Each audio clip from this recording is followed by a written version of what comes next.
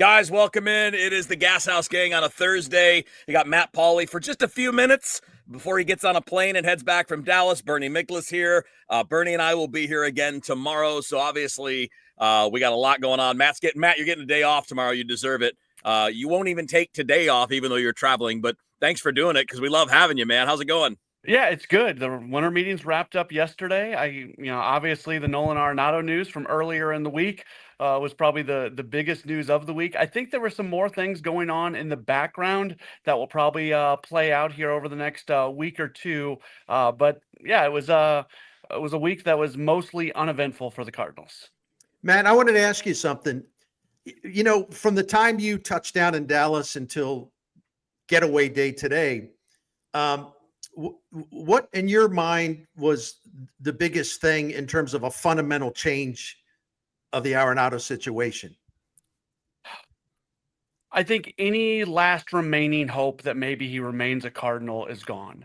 John Mozeliak does not say it's best for everybody if we find a landing spot for him.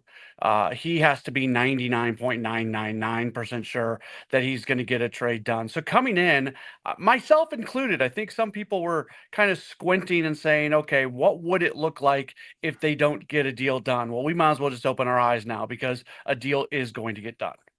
Yeah, that makes sense, doesn't it, Bern? I mean, it's not very often where you'll have both an agent and a front office talking about trying to get something done and it doesn't get done.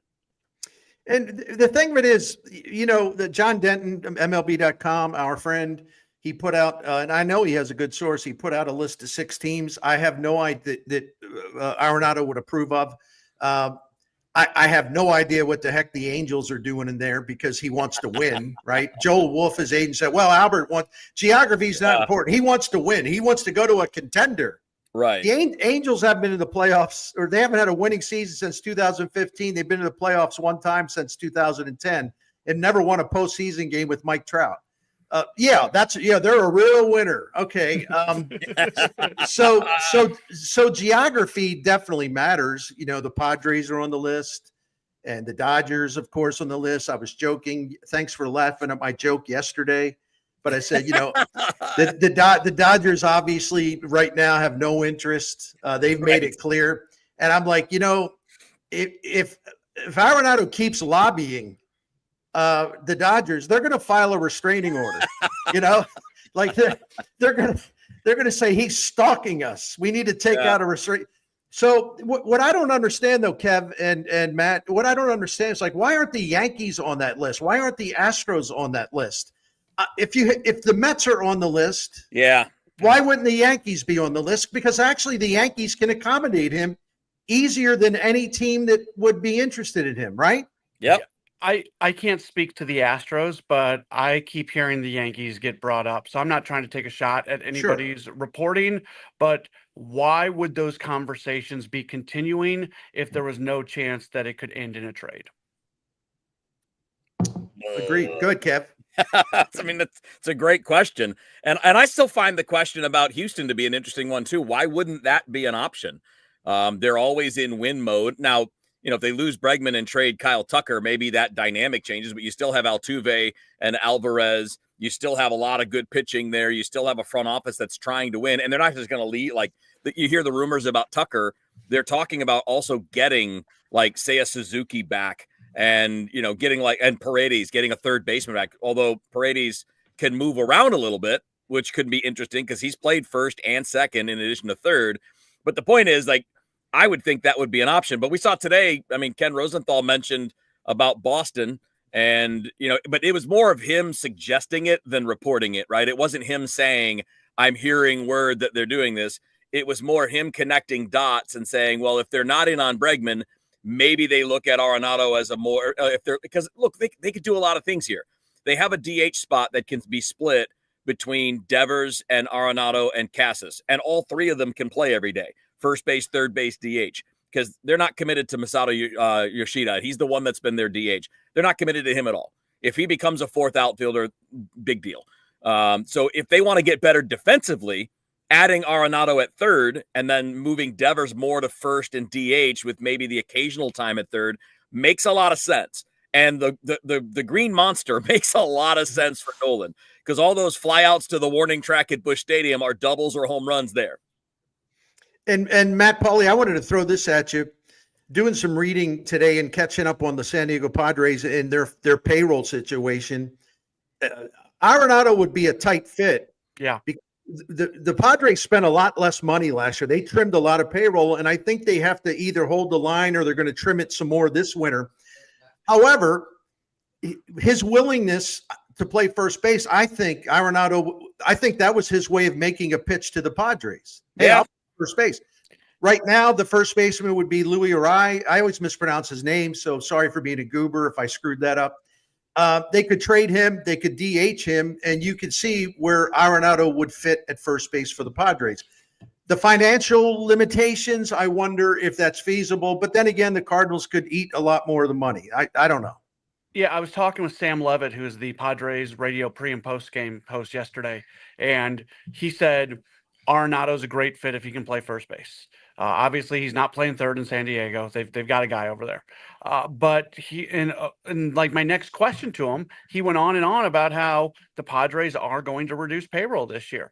I don't think it works. I get the Cardinals want to get out from underneath of Nolan Arenado's payroll. So why in the world would they trade him to a team that's going to require them to probably take on more of that salary than another team? Certainly a potential obstacle, no doubt about it. Yeah, no doubt, no doubt. So our focus with the Cardinals has been largely on Arenado and trying to tracking what goes there. What do you guys take out of the direction that the pitching market has gone and what that can mean for the Cardinals? Because obviously pitching is expensive, and it's, by the way, starting to go fast. Yeah, I mean, Max Fried just becomes the highest paid left-hander in the history of the game. Nathan Eovaldi, a nice pitcher, just got the same deal that Sonny Gray got last year. 3 years, $75 million. We've talked about the Montas and the Boyd and the Severino deals. Pitching is really, really expensive. We can bring this back to Eric Fetty and the value that he brings now because of how much he's getting paid. But honestly, I think there are larger implications to the game of baseball, to those deals that I just mentioned, Montas, Boyd, and Severino. Yeah. I think those have a larger implication in the game of baseball than the Juan Soto deal. Soto is a generational talent. Very few players are ever going to be able to get that kind of money. There's going to be a lot of guys who look a lot like Frankie Montas, and now all of a sudden they're $20 million a year pitchers. Well, and you know that I've been beating the drum, and I'll continue to beat it. Like, you got to trade Eric Fetty because of, number one, he's a Scott Boras client, and he's not going to stay in St. Louis after 2025. He's just not.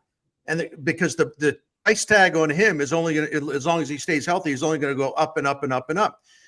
This year, as we sit here this morning, unless there was a signing I'm not aware about this morning, it's either 13 or 14 pitchers have signed free agent deals worth $821.5 million. That's 13, 14 starting pitchers. I mean, in this market, and then the feeding frenzy, then of course, and the Red Sox had to give up four of their top 14 prospects, including two guys who are really good prospects. Yeah. To get Garrett Crochet from the White Sox. So whether you're making a trade or whether you are paying the money, it is very expensive to get a starting pitcher in this marketplace. And a lot of teams are desperate for starting pitching. There has never been a better time to trade a guy like Eric Fetty. And let me just say this, since I am Mr. Big Mouth, I think it borders on I think it borders on irresponsible not to do this. I mean, they're the ones that are talking about the youth movement. This guy won't be with you past 2025. Now's the time to cash in and get more prospects, more young talent to go with your, quote, youth movement. Am I missing something? Matt, I'll give you the last word since you got to go in a minute. That's right. You get the last word on this. No, I don't think you are. And I think there's a difference between Ryan Helsley and Eric Fetty. The high leverage reliever market is filled with guys right now. So this is not a sell high moment for Helsley. So if they hold on to Helsley for a while, I'm not going to be mad at them for that, because you cannot sell low on Helsley. The starting pitching market, there are, as Bernie said, so many teams that are interested. You have to be willing to move Fetty. You move him, and then and I'm just using a hypothetical. So if you move him, So instead of winning like 82 games, you win, 77. This is a transition year. So what? And you've labeled it as such. So you have a new regime taking over after this time next year. There'll be a new regime in place, and they're going to get younger and younger. I don't get it. If you don't mind me adding one thing before I Sure. go, if they do move Eric Fetty and Steven Matz, I think there's a very good chance that they bring Kyle Gibson back as a free agent. So Yeah. if you do that, not that Gibson's not as good as Fetty, but I don't think that's a 6-7 game difference, Bernie. I don't think that takes you from 2 or 3 82, at most. 83. Yeah, I don't think that takes you down to 77. Right. Yeah. Right. No, Good point. Great point. All right, Matt, take off, buddy. Safe Thanks, travels. buddy. Thank you, buddy. Talk to you guys. All right, Matt Bawley Talk about to you be tomorrow. back on a Yep. plane on his way back from the winter meetings. All right, we continue on with the Gashouse Gang. Bernie Miklasz, Kevin Wheeler with you here. Let me ask you a question. Kevin Wheeler, what is your opinion about Eric Fetty's quality? Like, in other words, we all know he's not going to have a 30% strikeout rate. Right.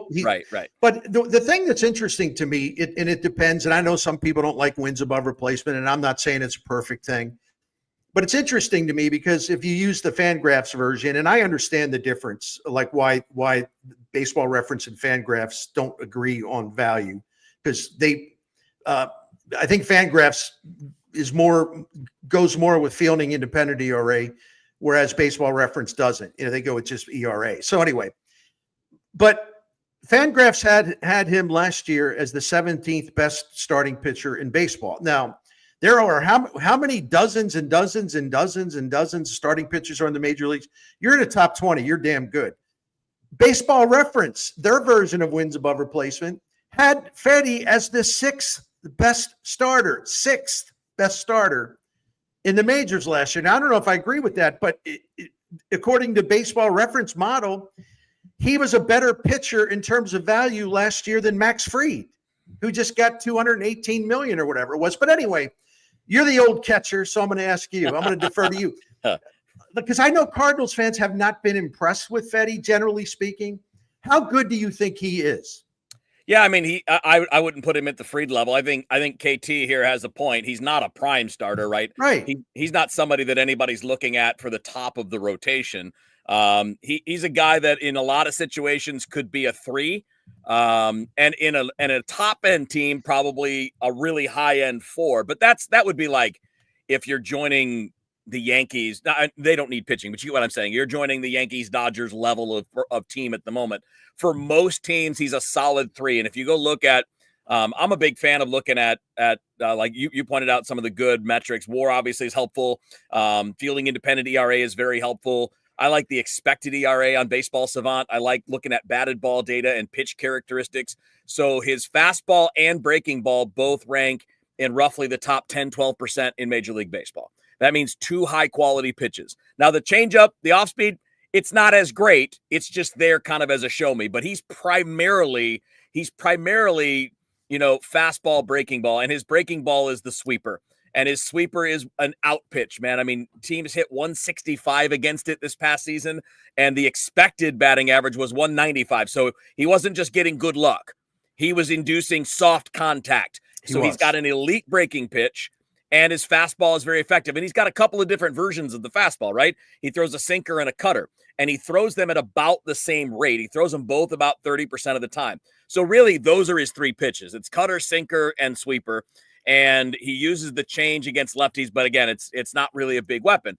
He profiles stuff-wise, velocity-wise, quality of pitch-wise. He profiles as like a solid number 3 starter. So he's to me a much more of a known commodity for this coming year than Frankie Montas, who had a month and a half where he was pretty good with Milwaukee after they got him.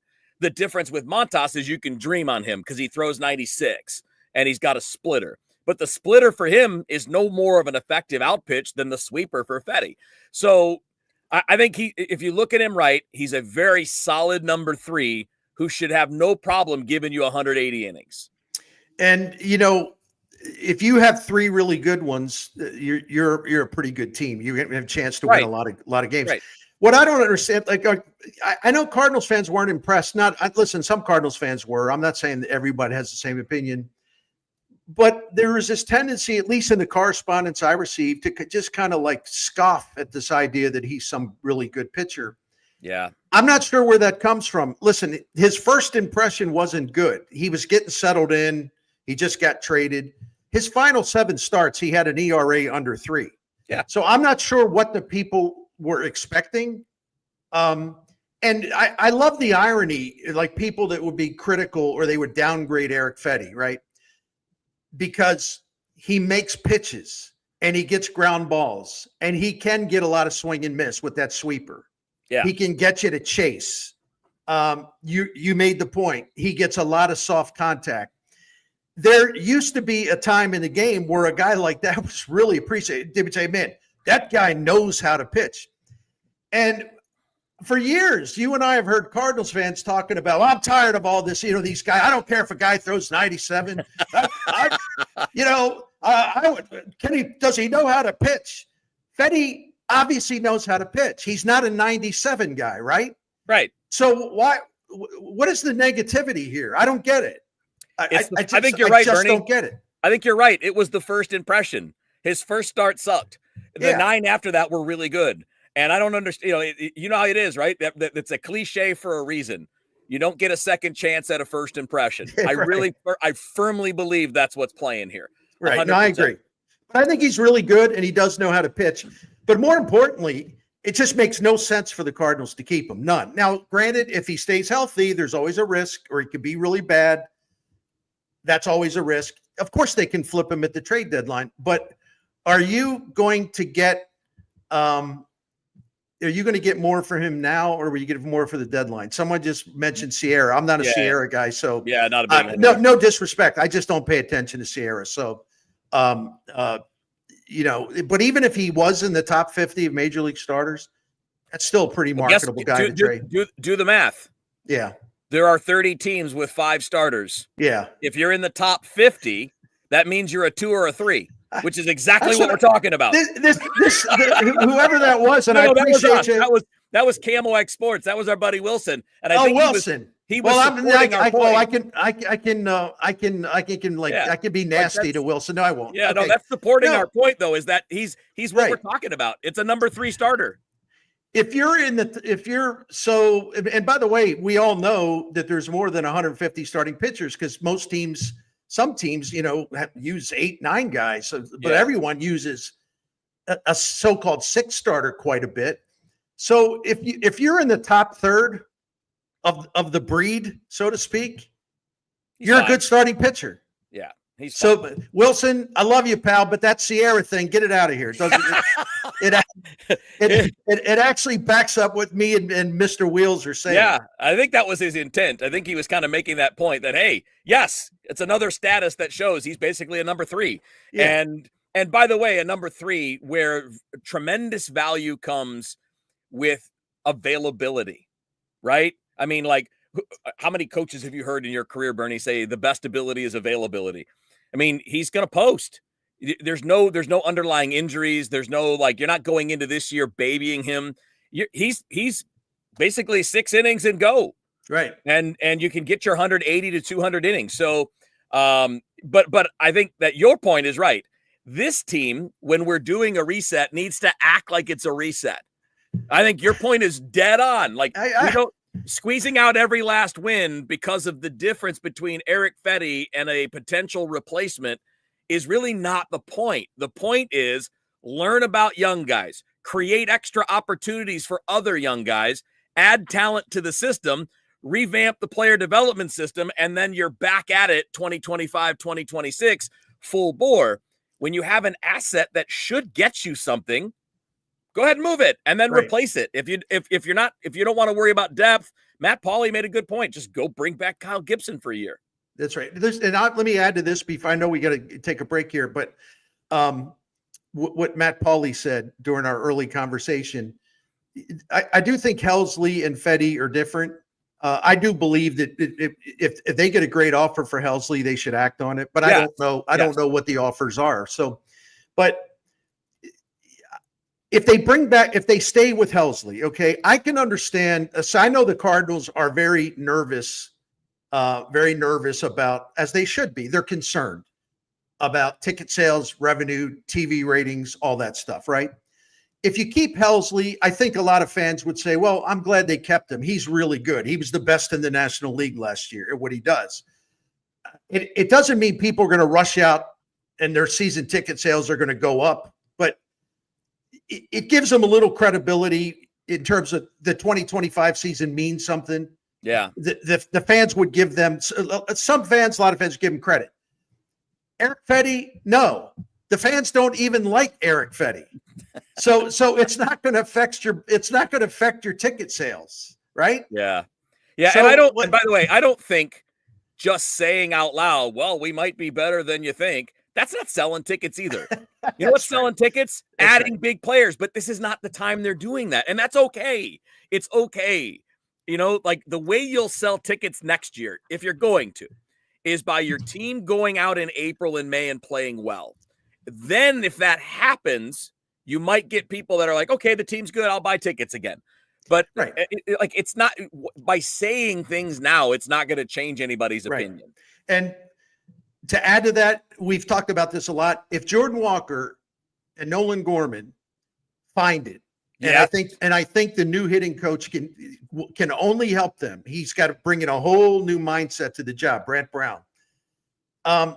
If those guys get off to a really hot start, and a guy like Newt Bar can stay in the lineup, right? And maybe you see Ivan Herrera maybe doing a lot of the catching and his bats in the lineup. So if they're starting to score a lot of runs, and if they're starting to hit with runners in scoring position, if the Cardinals create some buzz and they're winning more than what people expect and their offense comes to life, they'll sell more single game tickets. Right. To your point. Right. And it doesn't take much in the imagination to think it's possible for Walker and Gorman to rebound in a pretty significant way. I don't think it's like some crazy fantasy to say it's possible. We don't know, but it's possible. All right, Bernie, before we move on, we could change gears here in a second, but tell us a little bit more about your friends at Saliga Heating and Cooling. Always happy to do it, man. Saliga Heating and Cooling, independent American standard heating and air conditioning dealer. They have been around since 1927, serving St. Louis families. And the Saligas are a fourth generation family-owned and operated business. I love the fact that 4 generations of Saligas have been taking care of at least 4 generations of St. Louisans. I just think it's fantastic. And my thing that I like to say about them is when someone's been around doing what they do in a highly competitive field, by the way, since 1927, and they're still thriving. I mean, does that close the sale for you? It did for me. Yeah. Because you got to be really, really outstanding to still be at the top of the market and adding more clients because they believe in you. So the credibility test is great, and they pass it. Listen, they do all the work you would imagine. I'm going to say one more time, at least in this spot, think about becoming a member of the Priority Club. It's a maintenance program. The Miklas's are members. It has paid off for us. It's well worth it. You'll get peace of mind before the heat. Your heat needs to really work well in the winter. They'll check it before it really gets bad. Same in the summer with the air conditioning. And that way, you know, everything's functioning smoothly. And that American Standard equipment is there if you need some type of change. Financing options are available, subject to credit approval. Go to SaligaHeatingandCooling.com for the phone number and more details. SaligaHeatingandCooling.com. Thanks, Kev. All right, it's Gashouse Gang with Bernie Miklasz and Kevin Wheeler today. And that'll, by the way, it'll be the case tomorrow as well. Matt is off tomorrow after his travels in Dallas, so the two of us will do this again. We might have to put some of the Belichick stuff off till tomorrow, but it'll still be good for then. Yeah. But I do want to talk Blues in a minute. Sure. So I want to save a chunk for that. So let's make this one a little on the shorter side, because I want to talk about the Cardinals getting the number 5 pick in the draft. And we don't have to kick around names, although I'm going to throw a couple of examples out.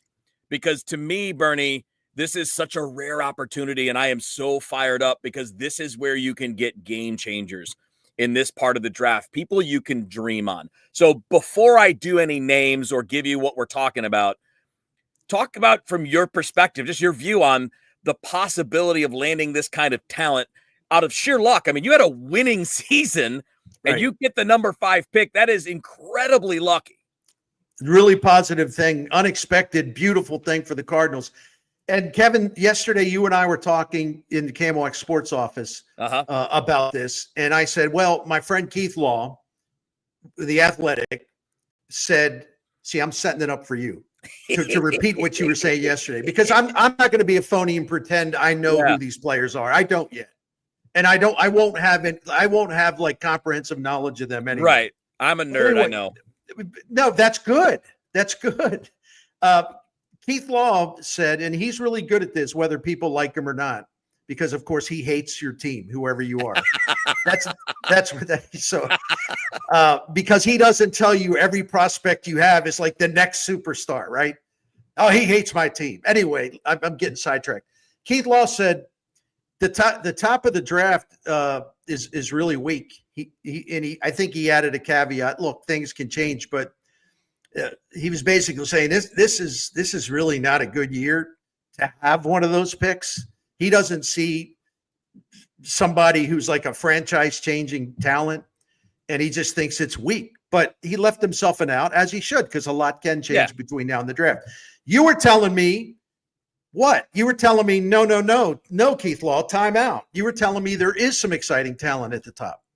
Well, there is, but Keith is right in that when you look at it now compared to last year, we look at last year, there were 5 or 6 guys that were considered the big shooters, right?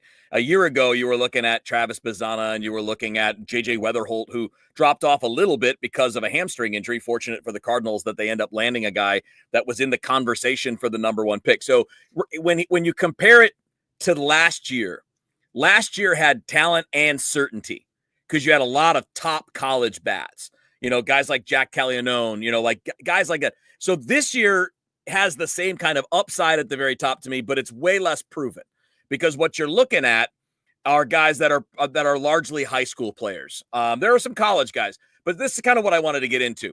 Is he's not wrong. Keith is not wrong. This is not the best of the recent years when you look at top 5 draft picks. A couple years ago, there were 5 guys that could have been in there with Dylan Cruz and Wyatt Langford and Max Clark, right? You had this whole group of guys. Last year was similar in terms of the depth. This year, it's a lot less proven because there are fewer college bats, but you're right. That will change with the college season. But just spitballing it. And I'm not going by, these are the guys the Cardinals should be looking at. It's too early. Especially the high school guys, they got to stay healthy. They got to perform in high school. They have to perform in the travel ball circuit and in the perfect game events and things like that. But characteristics is what I'm focused on, right? So you got a guy like Ethan Holiday. He will not be there at number 5. He's going to go 1 or 2 most likely. But you're talking about the son of Matt Holiday, could be the number 1 pick just a few years after his brother's the number 1 pick, but he's one of those elite all-around players who can hit, who's got power, who's an athlete. So you're looking at one of those kind of guys. You're looking at a guy like Jace Laviolette from Texas A&M, who might be this year's version of Jack Caglianone, 6'6", 230-pound athlete who hits bombs. That would be your best college bat at the moment. But again, thinking less names and more characteristics. There's a pitcher by the name of Tyler Bremner from UC Santa Barbara that throws 98 with a wipeout breaking ball. And you're getting to the point here where I'm talking, again, characteristics. There's a third baseman named Xavier Nayens, who's from Oregon, whose comp is Austin Riley. He's 6'4", 210 as a high school player, hits 500-foot home runs and throws 95 miles an hour. There's another kid. There's no use for him. Right. And again, high school guys are risky and unproven. And there's another kid who has another one. Is this the 6'8"? No, that's next. This is the guy. So this is that you got the next guy, because this is the guy that I'm so intrigued by. I don't know if he's going to go. Yeah, man. 6'8". I don't know if he's going to go top 5 or top 10 or top 15. And again, a lot of it depends on all of these things we're talking about. But again, picking in the top 5, this is the caliber of athletic talent that we're talking about. So there's a kid named Cruz Schoolcraft, which is, by the way, a really cool name, who's from Oregon. The kid Nayens is from Washington. He's from Oregon. So he's one of those guys that teams love from the north, because you don't pitch as much as you do when you're in the south. when you're playing in Florida, Georgia, Texas, California, you're playing all year round. Those guys in the Northeast or in the Northwest, they don't pitch as much. But how about these for characteristics, Bernie? A 6'8" left-hander, 230 pounds at 17 years old, throwing 97 miles an hour. And I'm going to do the infomercial, but wait, there's more. He's also a hitter. He's a power hitting first baseman on top of that. He's a two-way player. So none of these players might be of interest to the Cardinals in July. The point is not that these are players you should be taking because it's too early. But the point is those skill sets, the 5-tool guy like Ethan Holiday, the 6'6" college slugger like Laviolette, the left-handed power of that kid Nayans from Washington who throws 95 miles an hour across the diamond. Again, basically Mason Wynn, but with big power from the left side. A 6'8" high school guy who throws 97 and hits bombs. Like, those are the guys, that's the kind of talent that's there, and the Cardinals have just not had many of those opportunities. So not about specific players, just like that's what top 5 means. Top 5 means you're looking at those kinds of skill sets. Ken Gregory sent us a message here saying, well, there it is. Do the Cardinals choose a specific position player or the best available athlete at number 5? Kevin, I'm going to defer to you again, but my gut reaction to that question, which is a good one, I don't think they're going to be worrying about a position. No. They're going to, if they think there's a great pitcher or a great position player at number 5, that's who they'll take. I think they'll throw positional designation out. Yep. They're just going to go with the most talented guy at that spot. If you're going to look for positions, don't look at team need. Look at at the value of the position the guy plays. So if somebody's a center fielder, he's going to have value. Middle of the diamond guys, catchers, shortstops, center fielders. Those are the guys. So if you're going to put any kind of positional value on it, it's do they play those spots? Do they play the premium spots? Third base kind of fits into that same category too. But no, you won't look at it and say, well, we have Mason Wynn, so we're not drafting a shortstop. No, if the best player there is Ethan Holiday and he's a shortstop, you take him because in 4 years, he might be a third baseman or Wynn might be on his way out in free agency or one of them might move. I mean, you just don't know. You don't draft based on that. If you're a talented guy like that, you can play anywhere, which is the point. So absolutely, it's a really good question. And in the baseball draft, more than anything, you're not drafting on positional organizational need. You got to just take the guy you think is a star. So it's kind of the easy way to go about it. All right, let's wrap up. That'll be enough for the baseball side today. Bernie Miklasz, Kevin Wheeler with you here on the Gashouse Gang. Before we dive into the Blues, Bernie, let's do a little bit more. Tell us a little more about our friends at Saliga. You know, Saliga Heating and Cooling's been taking care of us for about 16 years. So I do believe I'm qualified to talk about them, right?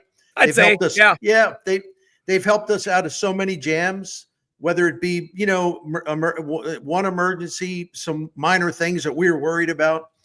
And we call them and it makes us feel good knowing that they'll be on the way because we can trust them. We know they're honest. We know they have great professionalism and knowledge. When they come into your home, they're classy. They explain things very, very well. They're patient. And in our case, they have saved us money. I mean, they could have sold us something. Oh yeah, you need a new boiler. And they're like, no.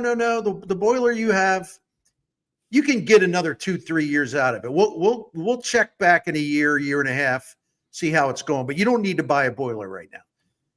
Just another reason why I love this independent American Standard heating and air conditioning dealer. You can trust them and count on them across the board, residential, commercial work. So I do want to say that, you know, there's financial options available subject to credit approval. You do have that American Standard equipment, which is the top of the line. And if Dan Saliga, the 4th generation owner and operator, will take good care of you, his crew is outstanding. Find out about the Priority Club. It's a maintenance program. And I talked about it earlier, but just go to SaligaHeatingandCooling.com because it's an excellent program. We are in it. So I'm not telling you to do something we didn't do. So it's Saliga Heating and Cooling. For the phone number and for a list of services, because there's a lot of services they offer, some that you might not expect. SaligaHeatingandCooling.com, SaligaHeatingandCooling.com. blues.com. Financing options available, subject to credit approval. Thanks. All right, so a few minutes left here on the Gashouse Gang. Bernie Miklasz, Kevin Wheeler with you, and we'll be back doing this tomorrow. So tomorrow we'll get a little bit into Bill Belichick going to the college ranks, and we'll have more time, I think, tomorrow too, to expand on some Blues thoughts. But you wrote about them this week, Bernie, and obviously talked about them on the Bernie Show on YouTube as well. Initial take here, because I think what we're seeing is great. It looks fun. But I also remember a year ago that for about 8, 9, 10, 11 games after they fired Craig Berube, they played better too. So I think Montgomery is more of a known than Bannister. So I think I trust Monty to continue to do a good job. I'm still not sure I trust this roster. Well, I think he's getting the very best you can get out of their forward group. And you see players thriving under him because he's letting them go. Like he has a really interesting philosophy. He believes in structure defensively, structure in the neutral zone. It's all about the shape. It's all about not getting out of position. But if you're a forward for the Blues and you have an opportunity to go and make a play and escape fast and try to make something happen, he's telling them to go. And that's why Zach Balduke has become much better. That's why Dylan Holloway is thriving. It's why Robert Thomas has never been better than he is now. And I could go on and on and on. We're seeing the best out of their forwards. Now, listen, he's not a miracle worker. They still have problems on the defensive end. I can't blame him for that. He didn't put the roster together. But listen, all I know since he's taken over is they have dramatically increased their scoring rate, and they have dramatically decreased goals allowed. And when he took over, they were 26th in the league record-wise, and since he's taken over, they're 5th. And we see all these players blossoming. And to your point, I'll be quick. I understand, and I'm not saying you're skeptical, but others are. But I am a little bit. I'm not going to lie. I'm a little bit skeptical of the roster. We're so used to you get that new coach effect for a little while and then it tapers off. Right. Jim Montgomery's different because, number one, he already knows this team. He already worked with them, a lot of these players for two seasons. The other thing is, since the start of the 22-23 season, Boston, now St. Louis, he's got a 717 points percentage. Yeah. There's not a coach in the league that's anywhere near that. Yeah, and I trust him. Right? Yeah. He said, well, Boston had more talent. Well, I agree. But look at what he's done with the talent he has here so far. The other thing, and I keep pounding this one, and I'm going to continue to pound it. Among NHL coaches that have had 300 games or more behind the bench in their careers, he's tied for the second best winning percentage of all time, points percentage of all time. Right. So my point is, he's not just a guy. It's like, well, we got to make a change. Let's who can we get? We'll just, who's going to be the interim? This is a long-term coach, and he's got the record that tells you they're in good hands with him. Yeah, I completely agree on Montgomery. He's the ideal candidate for this job, and really, he's an ideal candidate for almost any big job, right? I mean, he's the kind of guy that can make a difference. It's just that this group is the same one that got another winner fired a year ago. Now again, well, that's hockey, baby. I know, this is my point. Right. Exactly right. Yeah. So there are a lot of great coaches. I mean, literally Montgomery, this guy who we both agree is elite, top 5 coach in the league, literally just got fired. and what happens is because he was feuding with the front office for sure. And we all know though, what happens in hockey is because everybody's capped out, nobody can trade anybody. It's hard to change your roster. It's a lot easier to change the coach. Well, that's why Boston would make that move, because it doesn't make any sense otherwise. But it does make total sense for the Blues to go get one of the top coaches in the league. And I do think he makes them a lot better. I still want to make sure that I can see consistency from this group of players. Nothing about him, but those guys haven't always brought it all the time. And that's what makes me worry. What I like about it is the way he has just set the forwards free. And they can do so much. One thing Montgomery said, and I believe with it, and I was talking to one of my friends who used to coach in St. Louis as an assistant, who said, the Blues have a lot more talent up front than people realize. And what he wouldn't do was criticize Drew Bannister or anyone else, but he was basically saying, well, these guys have been under wraps. Monty is like, go, do what you do. And players love a guy like that. They absolutely love playing for a guy like that. He also seems to know that he's excellent at messaging. Like he will hold players accountable, but they also know that he's their number one fan as far as wanting them to be great. And he's not going to dress a guy down and embarrassing just because he's in a bad mood and he wants to take it out on somebody. He's a really excellent communicator, probably the best one they've had. He'd be right there with Berube, but he is an excellent communicator. He's got a feel for his own locker room. And that's, to your point, in hockey, that's where it starts. You better have a feel. Yeah, you better have the pulse. Because these guys, and I joke about this all the time. Everyone talks about these NBA players, they're getting coaches fired, and these guys, hockey players are the worst that there are in the 5 major sports groups, counting MLS. There's no sport where players just all of a sudden say, we don't like this guy anymore. So you know what to do, boys. They are so insidious as far as they know they can get a coach fired almost at any time. This league is crazy. It's absolutely insane that way. Anyway. All right. Well, that's going to wrap it up for today. You and I are going to do this again tomorrow at noon. We'll have more baseball, some Belichick to college, some more Blues because they're playing tonight. So obviously we'll have another result to look at and hopefully more good results because it's been fantastic since Montgomery took over. Bernie, great stuff. Have yourself a fine day. We'll check in with you again tomorrow. All right. Always great working with you, man. Thank you, Kev. This is the Gashouse Gang right here on all of the KMOX social media channels.